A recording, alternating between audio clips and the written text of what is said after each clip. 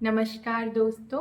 अगर आप लोग चाहते हैं कि आपके जीवन में ज़्यादातर चीज़ें या ज़्यादातर परिस्थितियाँ अच्छी हों, बहुत अच्छी हों, तो आपको ये देखना है कि आप अपने ज़्यादातर समय कैसा महसूस करते हैं। अच्छा महसूस करते हैं या बहुत अच्छा महसूस करते हैं या ठीक महसूस करते हैं या फिर बुरा महसूस करते हैं। अगर आप बुरा महसूस कर रहे हैं तो जीवन में वैसी परिस्थितियाँ आएँगी, ठीक महसूस कर रहे हैं तो जीवन ऐसा चलेगा ठीक-ठीक।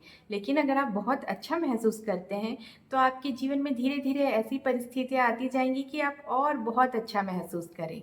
तो आप हमेशा उच्च फ्रीक्वेंसी में रहें या आप हमेशा बहुत अच्छा महसूस करें, इसके लिए अब्राहम हिक्स ने हमें एक बहुत मज़ेदार खेल दिया है। तो इसमें हमें क्या करना है, जब आप सुबह उठें, तो आप सुबह से ही ढूँढना शुरू करें कि आप किन-किन चीज़ों की तारीफ़ कर सकते हैं या सराहना कर सकते हैं। जब आप किसी चीज़ की तारीफ़ करते हैं या सराहना करते हैं, तो आप बहुत उच्च फ्रीक्वेंसी पर होते हैं।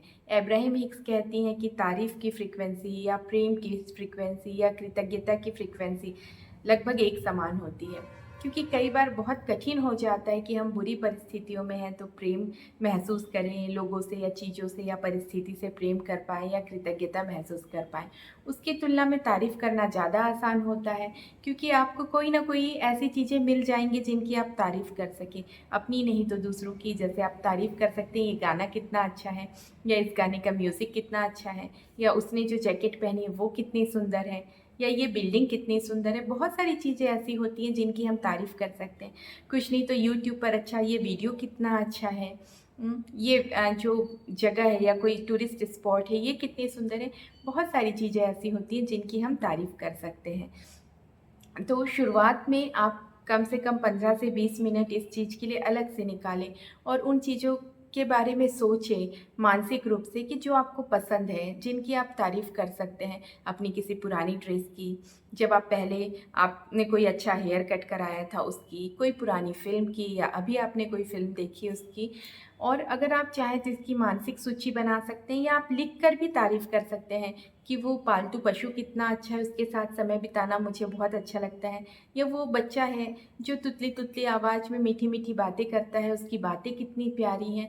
बहुत सारी चीज़ें हैं जिनकी आप लिस्ट बना सकते हैं। अगर आप लिख कर अभ्यास करते हैं तो इसका और अच्छा रिज़ल्ट मिलता है। अगर आप लिख कर नहीं करना चाहें तो आप मानसिक सूची भी बना सकते हैं। लेकिन शुरुआत में आप 15 से 20 मिनट इसके लिए निकालें।